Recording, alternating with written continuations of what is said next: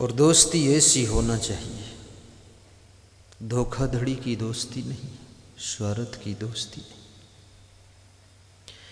दूध और पानी जैसी दोस्ती हो, मित्रता हो तो दूध और पानी जैसी हो। दूध और पानी जैसी दोस्ती कैसी होती है? जब हलवाई दूध को कढ़ाई में गर्म करता है, खौलाता है, खोया बनाता है, जिसको किसी किसी प्रदेश में मावा कहते हैं। कृपया मोबाइल बंद करें या साइलेंट करें, किसी का रिंगटोन न बजे।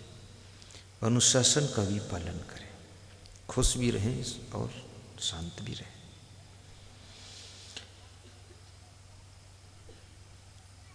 जब दूध को खौलाता है हलवाई, तो दूध के भीतर जो पानी का अंश है, पानी का अंश जलने लग जाता है।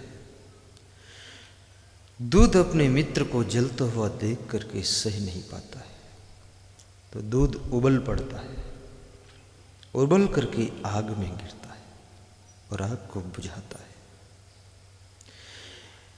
दूध कहता है, मेरे मित्र पानी को ये आग जला रही है, मैं मेरे मित्र के जलने से पहले इस आग में कूद पड़ूंगा, इस आग को बुझा दूंगा, भले ही मैं जल जाऊं।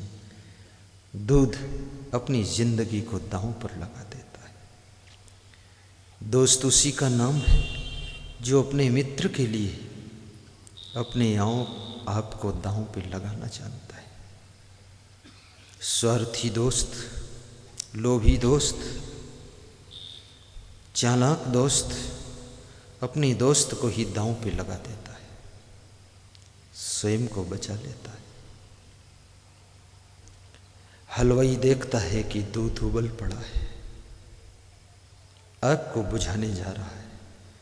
हलवाई भी बहुत खिलाड़ी है।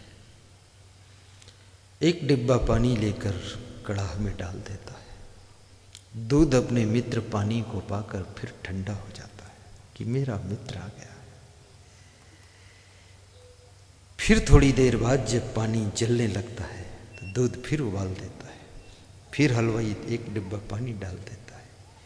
फिर अपने मित्र पानी को पाकर दूध ठंडा हो जाता है। ऐसे करते करते हलवाई चालाकी से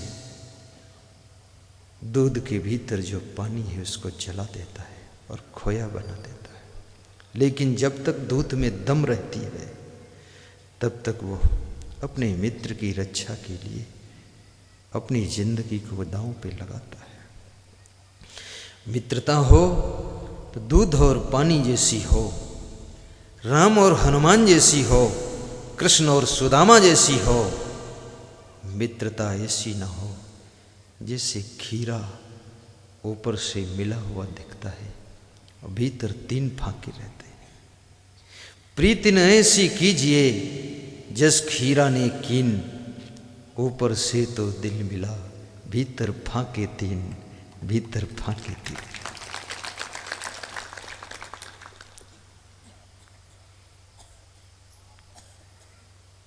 विचार करना, प्रीति करो तो निर्वाह करो, और प्रेम को निभाने के लिए अपने प्रेमी को सम्मान देना पड़ता है। भगवान श्री राम हनुमान जी को कितना सम्मान दे रहे हैं। हनुमान चालीसा यदि आपने पढ़ा होगा तो उसमें एक चौपाई आती है कि रघुपति कीन्ही बहुत बड़ाई, तुम मम प्रिय भरत ही सम भाई। राम ने हनुमान की बहुत बड़ाई किया है। अच्छा काम करने वालों की बड़ाई होना ही चाहिए, प्रोत्साहन मिलना चाहिए।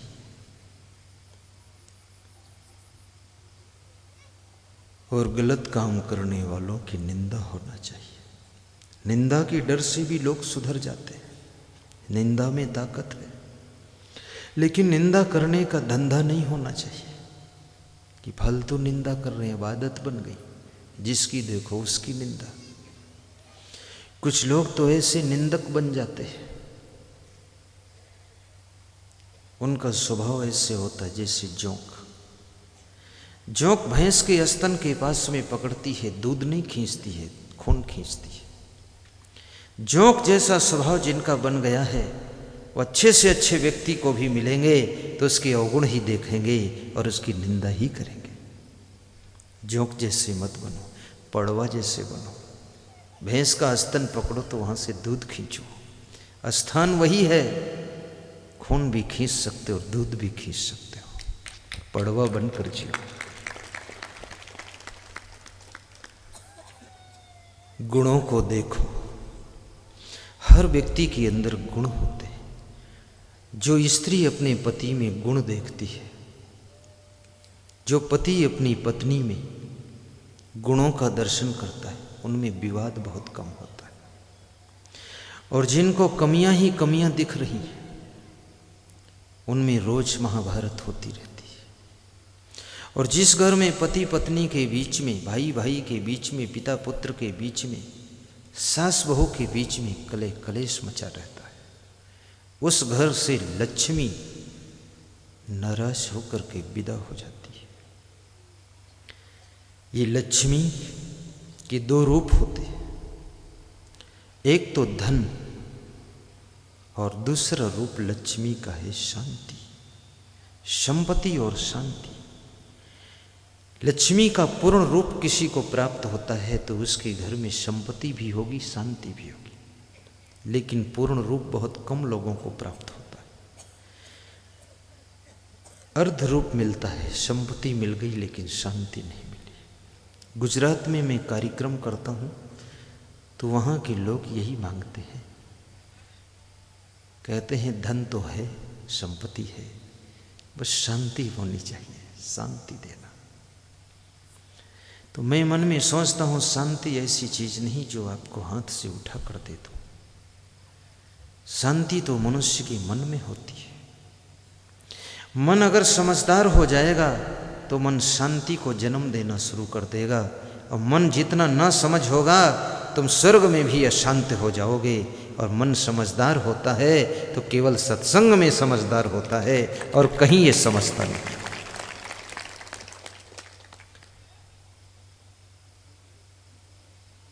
छत्तीसगढ़ में एक सांसद सत्संग में आए, देवव्रत सिंह। उम्र भी छोटी है।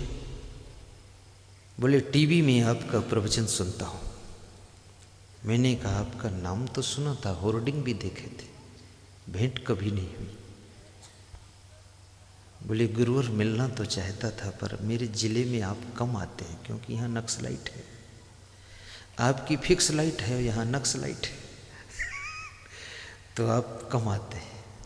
अब आ गए तो हम दर्शन कर रहे। तो उन्होंने बहुत अच्छी बात कही। उन्होंने कहा मैं सत्संग खूब सुनता हूँ, राजनीति भी करता हूँ। राजनीति से जो हमको टेंशन मिलती है, तनाव मिलता है, उलझन मिलती है, चिंता मिलती है, वो सत्संग से सब समाप्त होती है। इसलिए हम स्वस्थ रहते हैं और मस्त रहते हैं और सत्संग सुन करके राजनीति करते हैं। राजनीति करना गुनाह नहीं है। देश को चलाने के लिए किसी को राजनीति का चोला पहनना पड़ेगा, चाहे वो नरेंद्र वर्मा पहने, चाहे राम नारायण वर्मा पहने, चाहे राजेश वर्मा सांसद पहने, और चाहे XYZ कोई पहने।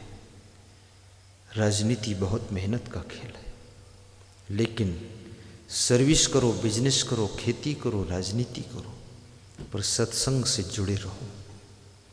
क्योंकि हर फील्ड में बहुत बुराइयां हैं। तुम जिस क्षेत्र में निकलोगे वहां पर इतनी बुराइयां हैं कि आपको रावण बन जाना पड़ेगा। अगर सत्संग मिल गया तो तुम्हारी जिंदगी राम जैसी जिंदगी बदल जाएगी और राम जैसे जिंदगी जी सकोगे। दुनिया में यश होगा। अगर सत्संग नहीं मिला तो रावण और कंस बन जाओगे, मरने के बाद भी दुर्गंध फैलती रहेगी।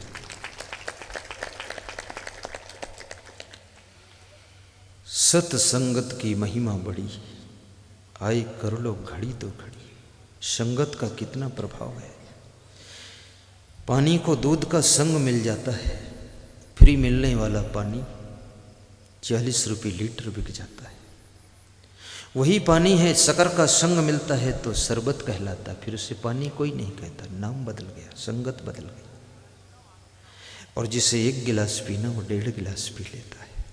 और वही पानी चाय की संगत में 1 कप पानी 7 रुपये का ट्रेन में बिक जाता है। और वही पानी मिट्टी का संग पाता है तो कीचड़ बन जाता है, जहाँ लग जाता है गंदा कर देता है। और वही पानी जब साबुन का संग पाता है तो उस लगे हुए कीचड़ को धोकर साफ कर देता है। देखिए पानी वही संगत से प्रभाव बदल रहा है। और वही पानी जब किसी गुरुदेव के चरणों की संगत पाता है तो चरणामृत बन जाता है, जिसको 1 चम्मच पान करने से ये जीव भवसागर से पार होता है। पानी वही है, संगत बदलती है तो पानी का प्रभाव बदल जाता है। ऐसी इंसान की जिंदगी भी तो पानी जैसी निर्मल है।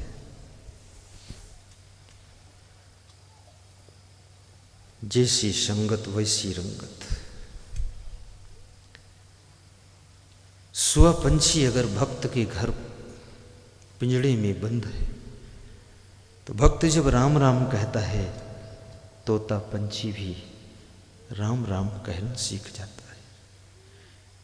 अगर किसी गाली गलौज करने वाले के घर में सुआ पला है, दिन भर गाली सुनता है तो वो भी गाली देना सीख जाता है। सुआ चिड़िया है, पंछी उसके ऊपर इतना प्रभाव पड़ता है। तुम सुआ नहीं हो, तुम तो सुआ से बहुत बड़े हो, बहुत जल्दी सीखते हो। और मनुष्य का मन नेगेटिव पॉइंटों को जल्दी पकड़ता है। मैं इस बात को कह रहा था कि आप सत्संग में आते हो या ससुराल में जाते हो या कहीं रिश्तेदारी में जाते हो, वहाँ जो आपका सम्मान होता है, आदर होता है, वो सब भूल जाता है। लेकिन अगर किसी ने अनादर कर दिया है आपका, कह दिया यहाँ मत खड़े हो उधर खड़े हो, तो वो तुम्हें जिंदगी भर याद रहता है। कोई कह दे जूता उधर निकालो, यहाँ क्यों लाए हो, तो याद रहता है कि मेरा वहाँ अपमान हुआ था। और जो व्यक्ति नेगेटिव पॉइंटों को ज़्यादा पकड़ता है वह व्यक्ति कभी शांत और प्रसन्न नहीं रह सकता है। वो हमेशा टेंशन में, उलझन में, गुस्सा में जिंदगी जीता है। इसलिए मैं कहूँगा पॉजिटिव पॉइंटों को पकड़ने की आदत बनाइए, नेगेटिव पॉइंटों को भूलने की आदत बनाइए, तो जिंदगी में सुख प्रसन्नता अपने आप बनी रहेगी।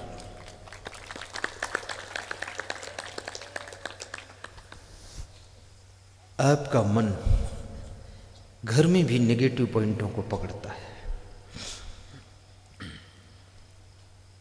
आपकी पत्नी समय पर सोकर उठती है, समय पर झाड़ू लगाती है, नाश्ता बनाती है, सब करती है, लेकिन ये पॉइंट आपको पकड़ में नहीं आते। परंतु अगर आपकी पत्नी दाल में नमक डालना भूल जाती है, वो पॉइंट तुरंत तुम पकड़ लेते हो कि दाल में नमक नहीं डाला। अच्छे पॉइंटों को भी पकड़ना सीखो। कबीर साहब ने एक बहुत बड़ी बात कही है, कबीर हम सब ते बुरे, हम ते भल सब कोय, जिन ऐसा कर जानिया मीत हमारा सोए। कबीर साहब कहते हैं मैं सबसे बुरा हूँ और मुझसे भले सब लोग हैं। मुझे सब में भलाई दिख रही है, स्वयं में बुराई दिख रही है। ये बहुत बड़ी साधना है, अपनी कमियों को देखना और दूसरे की अच्छाइयों को देखना। हर व्यक्ति के अंदर विभिन्न गुण छिपे हुए हैं, उन गुणों को देखना आ जाए तो उससे तुम्हें प्रेम हो जाएगा।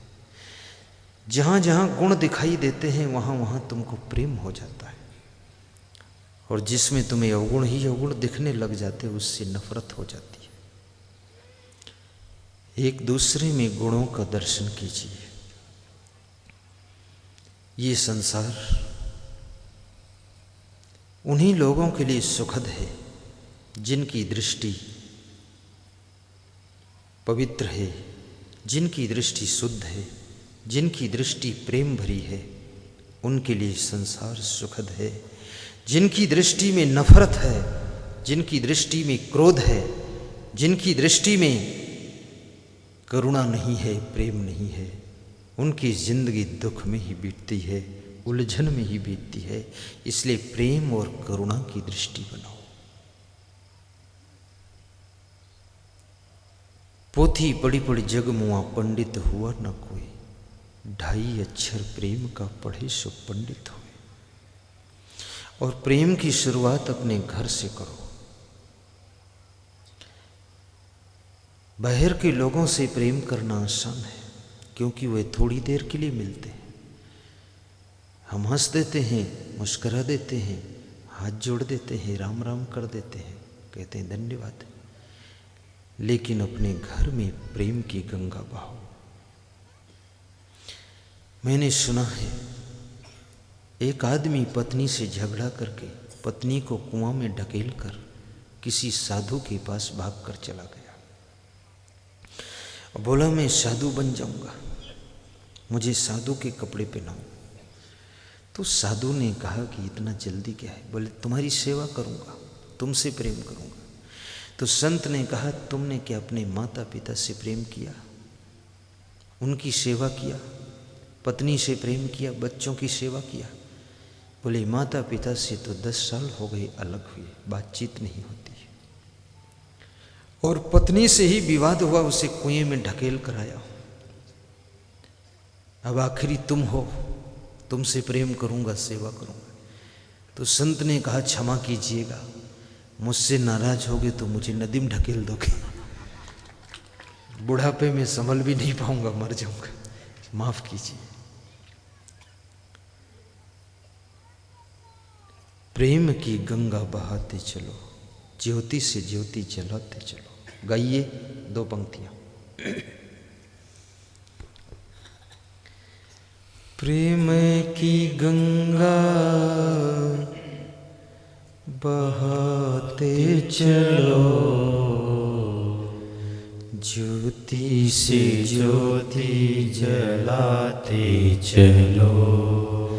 सब दोहराओ। ज्योति से ज्योति जलाते चलो, प्रेम की गंगा बहाते चलो, प्रेम की गंगा बहाते चलो, ज्योति से ज्योति जलाते चलो, ज्योति से ज्योति जलाते चलो। रुपया पैसा महल खजाना, रुपया पैसा महल खजाना, तुमने बहुत कमाया है, तुमने बहुत कमाया है। जब होए परलोक को जाना, जब होए परलोक को जाना, कौड़ी नहीं बचाया है, कौड़ी नहीं बचाया है। परलोक की पूंजी, परलोक की पूंजी कमाते चलो, प्रेम की गंगा बहाते चलो। जोर से गाओ। प्रेम की गंगा बहाते चलो, ज्योति से ज्योति जलाते चलो, प्रेम की गंगा बहाते चलो, प्रेम की गंगा बहाते चलो। गुरु के चरणों में मन को लगाते चलो, गुरु के चरणों में मन को लगाते चलो, प्रेम की गंगा बहाते चलो, प्रेम की गंगा बहाते चलो। ज्योति से ज्योति जलाते चलो, ज्योति से ज्योति जलाते चलो, प्रेम की गंगा बहाते चलो, प्रेम की गंगा बहाते चलो। प्रेम की गंगा अपने घर में बहाना, ऑफिस में भी प्रेम की गंगा बहाना। जितना ज़्यादा तुम क्रोध करोगे उतना ज़्यादा तुम्हारी शांति भस्म होती चली जाए।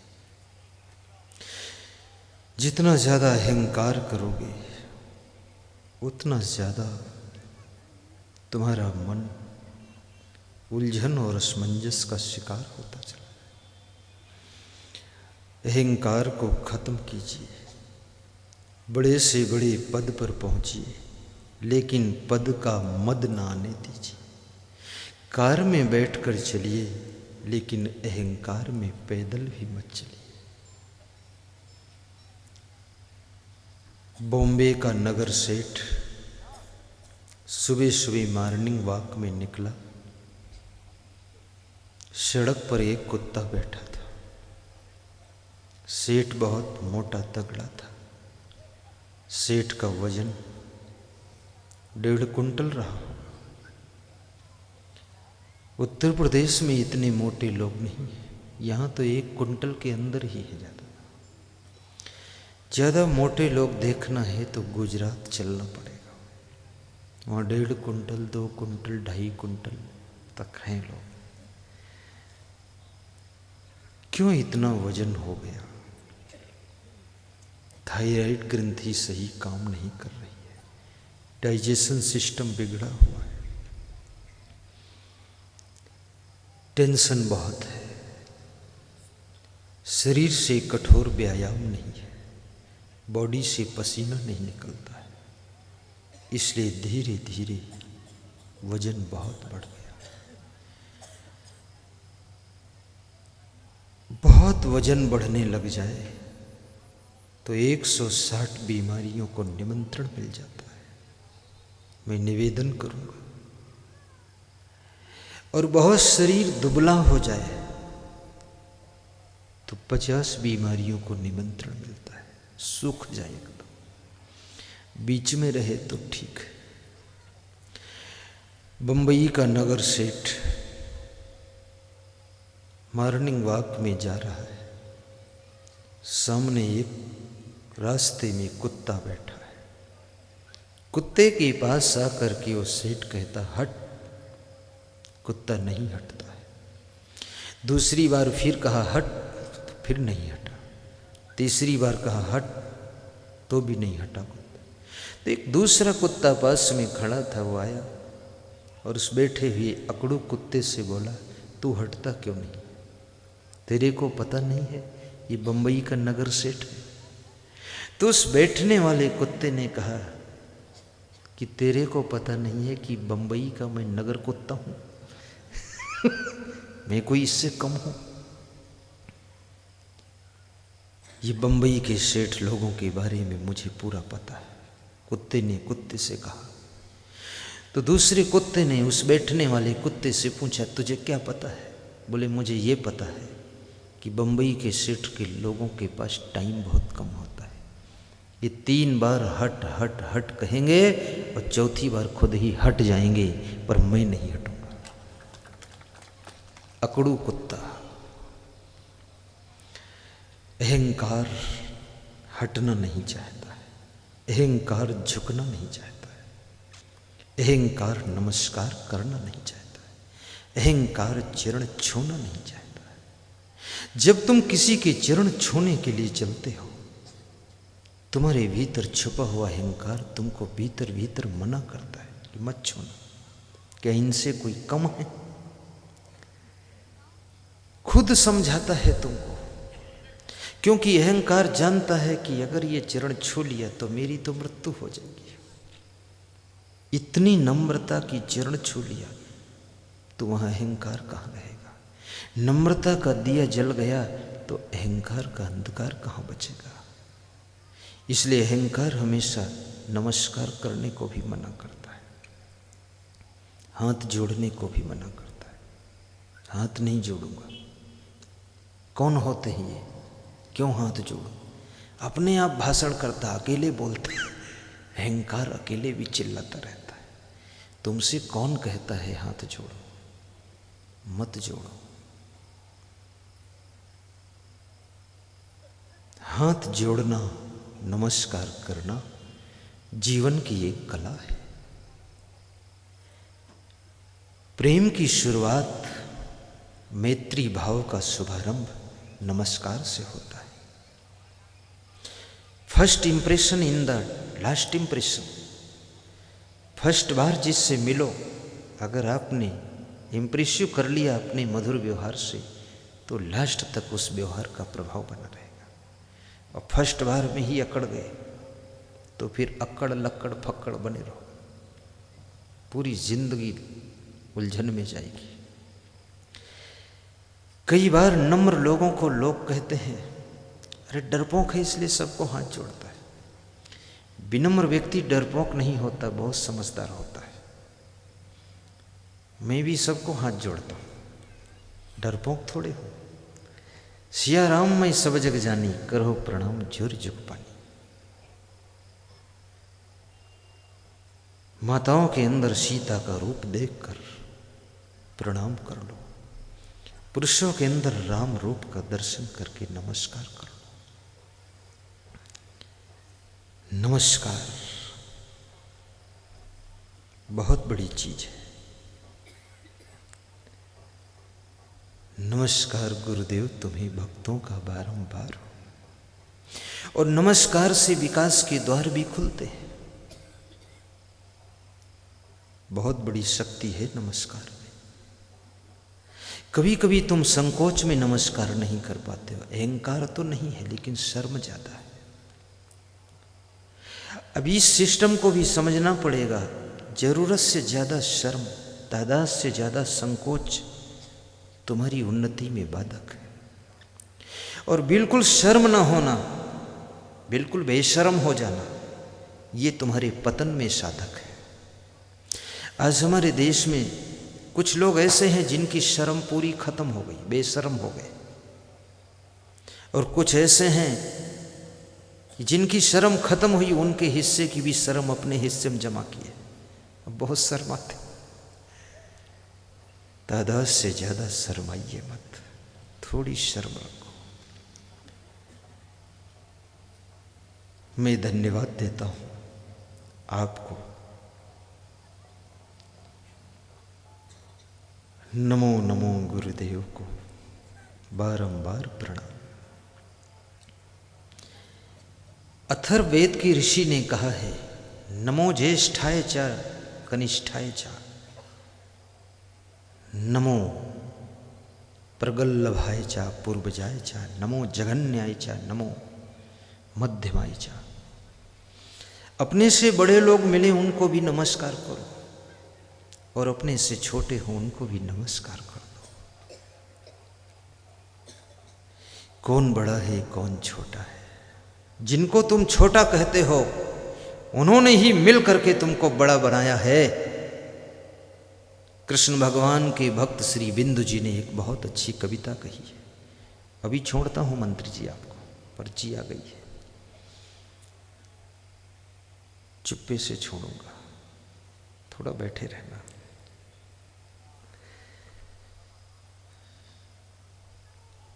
भगवान के सामने कृष्ण के भक्त से बिंदु जी, मोहन मोहिनी उनकी एक किताब है, बड़ी अच्छी किताब है, उसका नाम मोहन मोहिनी रखा। तो उन्होंने कृष्ण से कहा है, क्या कहा है कि हे कृष्ण, ये मत समझना कि मैं बड़ा हूं, मैं भगवान हूं। तुमको बड़ा बनाने वाले हम जैसे छोटे भक्त लोग ही हैं। और ये मत सोचना तुम सब कुछ हो। ये तुम्हारे छोटे छोटे भक्त अपने दिल के देवालय में आपको बसाए हैं, अन्यथा तुम कहाँ निवास करते